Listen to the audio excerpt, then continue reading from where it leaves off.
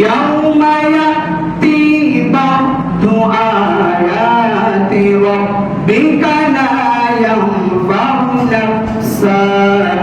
নাফসান ঈমানুহা লাম তাকুন আমানাত মিন ক্বাবলু আও কাসাবাত ফি ঈমানিহা খায়র। এই আয়াতের মধ্যে মহান আল্লাহ তাআলা ইরশাদ করতে লাগলেন, কিয়ামতের আলামত আসার পর যে ব্যক্তি, যে বান্দা, যে উম্মত ঈমান আনবে, ওই বান্দার ঈমান কবুল করা হবে না। কিসের পর? কিয়ামতের আলামত যখন প্রকাশ পাবে, তখন যদি কেউ ঈমান আনে, তখন তার ঈমান কবুল করা হবে না। অর্থাৎ কিয়ামতের আলামত, অসংখ্য অসংখ্য কিয়ামতের আলামত রয়েছে। তার মধ্যে একটি বড় আলামত হলো পশ্চিম দিক দিয়ে সূর্য উদিত হবে। সূর্য কোন দিক দিয়ে উদিত হবে? বর্তমানে সূর্য কোন দিক দিয়ে উদিত হয়? পূর্ব দিক দিয়ে। আমরা অনেকেও জানি না সূর্য কোন দিক দিয়ে উঠে, কারণ আমরা সকালবেলা ঘুম থেকে উঠি না। তো সূর্য উঠে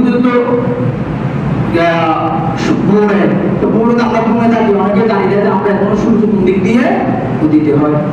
আল্লাহ তাআলা আমাদেরকে সূর্য কোন দিক দিয়ে উদিত হয় এটা দেখার সেই তৌফিক দান করুন। সকলে বলুন আমিন। সূর্য কোন দিক দিয়ে উদিত হয়? পূর্ব দিক দিয়ে। কিন্তু কিয়ামতের আলামত, কিয়ামত যখন সংঘটিত হবে, তার আগে আগে সূর্য উদিত হবে পশ্চিম দিক দিয়ে। সূর্য পশ্চিম দিক দিয়ে উদিত হবে। আরেকটি বড় আলামত হলো বড় বড় ধোঁয়া, মানে বড় বড় ধোঁয়া দেখা যাবে। পুরো পৃথিবী ধোঁয়া হয়ে যাবে। পুরো পৃথিবী কি হয়ে যাবে? ধোঁয়া হয়ে যাবে, কিছু দেখা যাবে না। পুরো পৃথিবী হঠাৎ আশ্চর্যজনক ধোঁয়া হয়ে যাবে। এগুলো হলো কিয়ামতের বড় বড় আলামত। এরকম কিয়ামতের আলামত যখন দেখা যাবে, এগুলো তো মাত্র দুইটা বললাম। একটা হলো সূর্য উঠবে কোন দিক দিয়ে? পশ্চিম দিক দিয়ে। আবার হলো পুরো পৃথিবী ধোঁয়া হয়ে যাবে। এগুলো হচ্ছে যে কিয়ামতের অসংখ্য অসংখ্য আলামতের মধ্যে দুইটা আলামত বললাম। এরকম আরো অনেক আলামত রয়েছে, দুইটা বললাম। এরকম আলামত যখন দেখা যাবে, কিয়ামত সংঘটিত হবে, পৃথিবী ধ্বংস হয়ে যাবে। কিয়ামতের আলামত যখন সংঘটিত হবে, দেখা যাবে, আলামতগুলো দেখা যাবে, ওই মুহূর্তে অনেকে কি করবে? ঈমান আনবে, নামাজ পড়তে চাইবে, ভালো কাজ করতে চাইবে, কিন্তু ওই মুহূর্তে তার কি করা যাবে না? তার ঈমান আনবে যে ওগুলো কবুল করা হবে না, তার ইবাদত কবুল করা হবে না, তার তওবা কবুল করা হবে না। সবাই বলুন না যেরকম করা হয় না ফেরাউনের ঈমান। ফেরাউন ঈমান আনেছিল তখন ফেরাউন যখন মূসা আলাইহিস সালামকে যখন দৌড়াচ্ছিলেন মূসাকে মারার জন্য, মূসা লোহিত সাগরের কাছে যখন গেলেন, দেখলেন লোহিত সাগর পার হতে পারতেছে না। মহান আল্লাহ তাআলার পক্ষ থেকে নির্দেশ চলে আসলো, মূসা লাঠি কি করো, লাঠি ফেলো। লাঠি ফেলার সাথে সাথে সাগরের, লোহিত সাগরের মাঝখানে একটা কি হয়ে গেল? ব্রিজ হয়ে গেল। আর ওই ব্রিজ দিয়ে মূসা লোহিত সাগর পার হয়ে গেল। সবাই বলুন না সুবহানাল্লাহ। পিছনে পিছনে কে আসতেছে? ফেরাউন তার বাহিনী নিয়ে আসতেছে। ফেরাউন আসিয়ে দেখে ব্রিজ, কত সুন্দর একটা ব্রিজ। ফেরাউন ওই ব্রিজের উপর উঠে গেল। উঠিয়ে ফেরাউন যখন মাঝখানে পর্যন্ত গেল, মহান আল্লাহ তাআলা বলতে লাগলেন, মূসা প্রতিশোধ নিতে ইচ্ছে করতেছে। মূসা বলতেছে আমরা আর বেশি নষ্ট করি, শুরু করে দিলেন।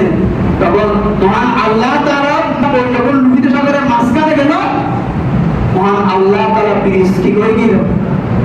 ধ্বংস করে দিল। সমস্ত বাহিনী নিয়ে ওই লোহিত সাগরের মধ্যে পড়ে গেল। সবাই বলুন না সুবহানাল্লাহ। ওই মুহূর্তে ফেরাউন যখন পানিতে পড়ে গেল তার বাহিনী সহ, তখন ফেরাউন বলতে লাগলো, আমানতু, আমি ঈমান আনলাম। আমি কি আনলাম? ঈমান আনলাম। যখন ফেরাউন যখন লোহিত সাগরের মধ্যে ডুবে যাচ্ছে, তখনই বলতেছে যে আমানতু, আমি কি আনলাম? ঈমান আনলাম। আনা মিনাল মুসলিমিন, আমি কি মুসলমান। আমানতু, আমি ঈমান আনলাম। কার উপর?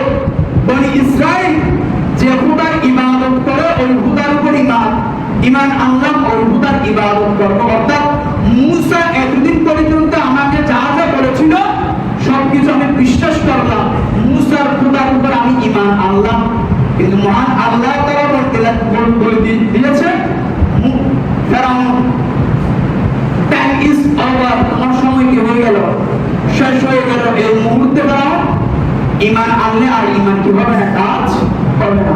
কারণ তুমি তো এতদিন আনো নাই, যখন ডুবে যাচ্ছ, মরে যাচ্ছ, শেষ হয়ে যাচ্ছ, ওই মুহূর্তে চিল্লে চিল্লে বলতেছে যে আমি ঈমান আনলাম মুসার খোদার উপর, আমি ইবাদত করব। মুসা এতদিন যা বলেছে তা সত্য, সবকিছু উনি মেনে নিচ্ছে। তখন যখন মারা যাচ্ছিল তখন মহান আল্লাহ তাআলা বলতে লাগলেন এই মুহূর্তে তুমি যদি ঈমান আনো তোমার ঈমান কি করা হবে না, কবুল। অর্থাৎ আমরা যদি সাকারাতের বিছানায় গিয়ে যদি আমরা যদি তওবা করি, আমরা যদি ভালো হয়ে যাই, এগুলো হবে না। 60 বছর 70 বছর হায়াত দিয়েছি তোমাকে, তুমি ওই সময় কোনো নামাজ পড়ো নাই, ভালো কাজ করো নাই, যাকাত দাও নাই, রোজা রাখো নাই, কিছুই করো নাই। যখন একদম বুড়ো হয়ে গেছে, এখন আর কিছু করতে পারতেছো না, সাকারাতের বিছানায় বলে আমাকে তওবা করাই দাও, আমাকে এই করাই দাও, কেন তুমি এত বছর কোথায় গেলা? তখন বলে যে নামাজ পড়ি ঘুমাই না, তাহলে যে তুমি মসজিদে গিয়ে আপনি এত বছর হয়ে গিয়ে 70-80 বছর বয়স দিয়ে নাই, এত বছর গেলে বলে ঈমানও আনে, ঈমান হারা জিন্দগি 70-80 বছর বয়স হাইবে নাই। এরকম অনেক বান্দা মৃত্যুর সময় গিয়ে সাকারাতের বিছানায় গিয়ে কে আমাদের আরাম যখন দেখা যাবে তখন ঈমান আনতে চাইবে। তো মহান আল্লাহ তাআলা এই আয়াতের মধ্যে ঘোষণা দিলে ওই মুহূর্তে যদি বান্দা ঈমান আনে, তওবা করে, তার ঈমান তওবা কবুল করা হবে। বলুন না সেজন্য রব থাকতে, বল থাকতে, শক্তি থাকতে, সুস্থ থাকতে মহান আল্লাহ তাআলার প্রতি ঈমান